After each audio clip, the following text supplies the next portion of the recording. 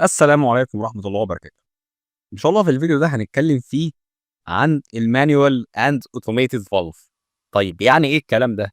أنا دلوقتي أثناء ما أنا شغال في المحطة بتاعتي هاكتشف إن أنا عندي مجموعة كبيرة جدًا من البلوف. البلوف دي هنلاقي في أنواع منها أنا باضطر إن أنا أروح أفتحها أو أقفلها بنفسي، وفي نوع تاني لأ، مش شرط. ده ممكن تشتغل بأوبشنين، الأوبشن الأولاني إن أنا ممكن أشغّلها من بعيد، الأوبشن التاني إنها أصلًا ممكن تكون شغّالة أوتوماتيك. طيب الموضوع ده بيتم إزاي؟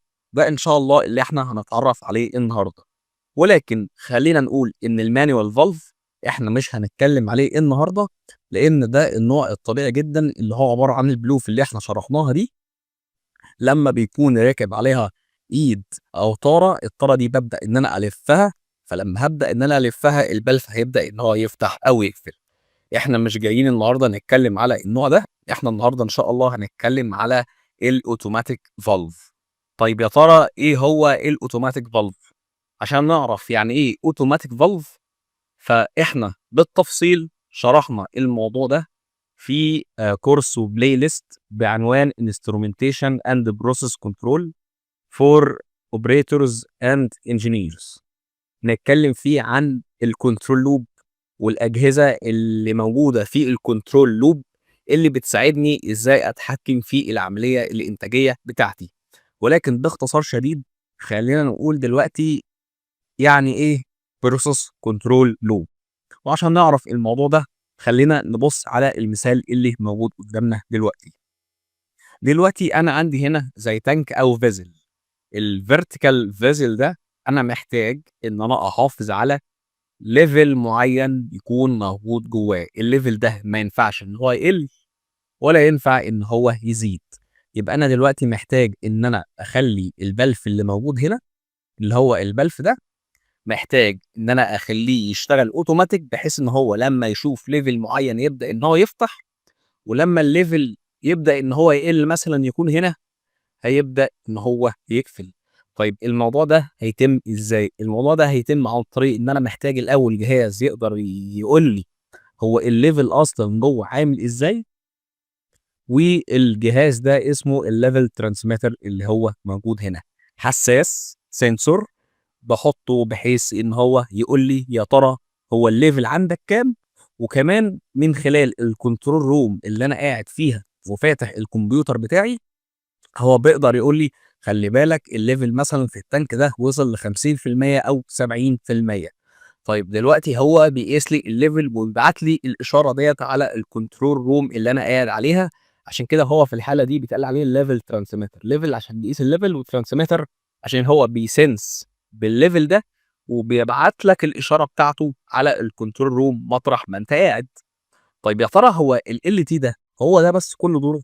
الحقيقة إن في أصلًا LTات أو LT اللي هو level transmitter هو ده بس كل دورها، ولكن في LT تاني هو كل دوره إن هو يتحكم في دايرة كنترول، ولكن مش هو اللي هيتحكم في دايرة الكنترول، لأ ده هو عبارة عن جزء في دايرة الكنترول بيكون فيها حاجة اسمها controller level controller. من الآخر كده أنا عاوز جهاز ذكي زي مخ الإنسان.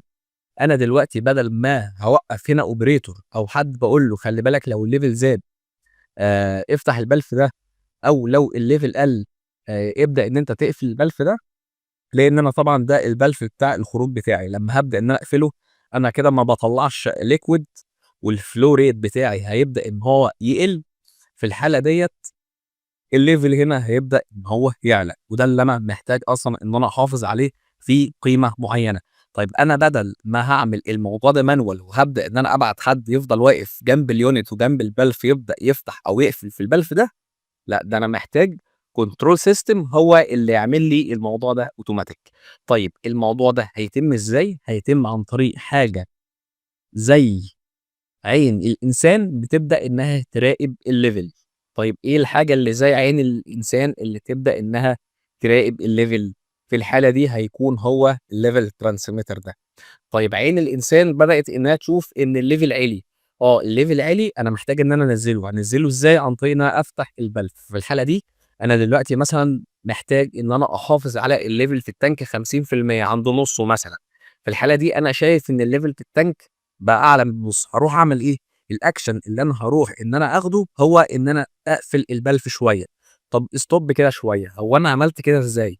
رقم 1 أنا بصيت بعينيّا، فعينيّا في الحالة دي هي الsensor بتاعي، وبعد كده دماغي اللي هو عقلي بدأ إن هو يستوعب إن دلوقتي الlevel فوق ال50%. إيه هي ال50% دي؟ ده القيمة اللي أنا عاوز أحافظ عليها، ودي اللي بيتقال عليها الset point.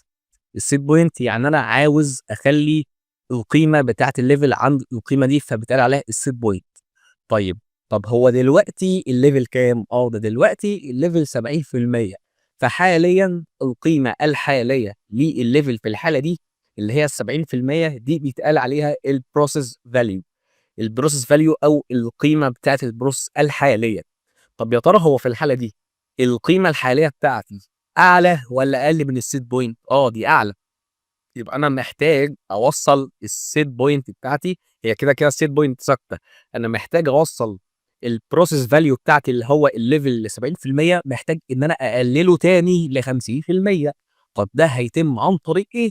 ده هيتم عن طريق إن أنت بعد ما هتعمل المعادلة دي في دماغك وتكتشف إن الlevel أعلى من الطبيعي، هتروح أوتوماتيك تبدأ إن أنت تفتح البلف شوية، ففي الحالة دي الlevel بتاعك هيبدأ إن هو يقل. يبقى باختصار شديد عينك بدأت إنها تشوف، تsense وتبعت إشارة لدماغك، ودماغك بدأت إن هو نقدر نقول إن دماغك هي المتحكم، اللي هو بيفكّر، بيقارن الset point اللي أنا عاوزها بالprocess value اللي موجودة عندي. وبعد كده في action هيطلع من دماغك هيقول لإيدك روحي افتحي البلف. في الحالة دي البلف بتاعك هو الcontrol element اللي أنت بتتحكم فيه، بحيث إن أنت تعمل إيه، إن أنت تتحكم في العملية الإنتاجية.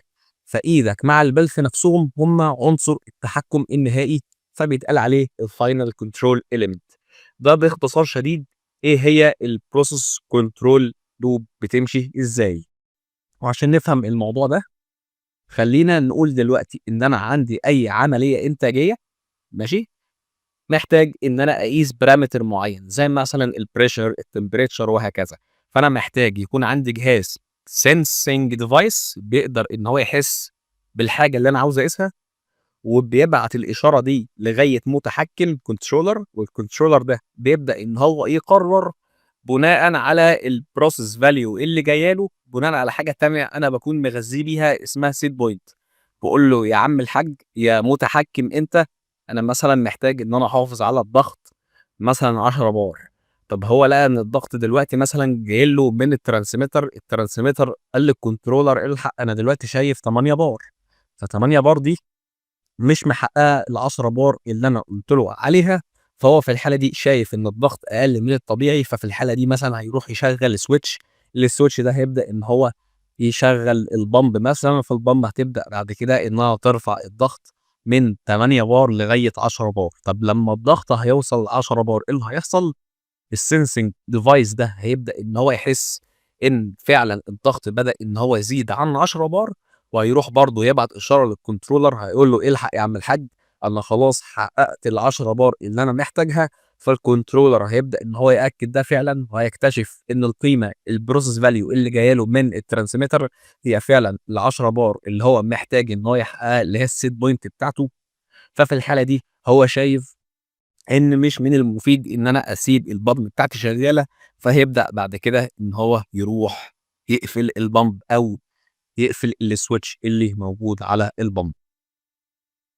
يبقى ده باختصار شديد الموضوع بيتم إزاي. طيب يا ترى هو الcontrol loop بتاعتنا اللي هي دايرة التحكم دي بتتكوّن من إيه؟ أول حاجة بتتكوّن من الجهاز اللي بيحس اللي هو الsensing device. رقم 2 بتتكوّن من الجهاز اللي بيبعت الإشارة اللي هو الtransmitter. وفي الغالب الtransmitter ده نفسه بيكون الsensing device أصلًا جواه. فالtransmitter ده هو بيsense الحاجة وبيtransmit الإشارة ديّة لغاية الcontroller. تمام؟ يعني الmeasuring device ده في الحالة دي اللي هو الtransmitter هو بيعمل حاجتين. الtransmitter ده بيعمل حاجتين، بيmeasure أو بيsense، تمام، وفي نفس الوقت برضه هو إيه، بيtransmit، بيبعت الإشارة اللي هو شافها، اللي هو حسّها، ماشي. طيب بيبعتها لمين؟ بيبعتها عندي في الcontrol room اللي أنا قاعد عليها، وبيبعتها للكنترولر. ماشي، بيبعتها لينا احنا الاثنين. طيب لما بيبعتها لينا احنا الاثنين، عندنا ايه تاني؟ عندنا الكنترولر اللي هو المتحكم زي ما احنا قلنا، اللي هو بيبدا يتحكم في الفاينل كنترول اليمنت، عنصر التحكم النهائي بالنسبه لي. طيب يا ترى هو ايه عنصر التحكم النهائي بالنسبه لي؟ ممكن يكون بلف مثلا. ما هو انا دلوقتي لو عندي بلف بيفتح ويقفل اوتوماتيك عشان يظبط مثلا الفلو او بريشر او درجه حراره، فهو اوتوماتيك كنترول فالف. فهو بالنسبه لي الفاينل كنترول اليمنت. ليه بقول عليه فاينل؟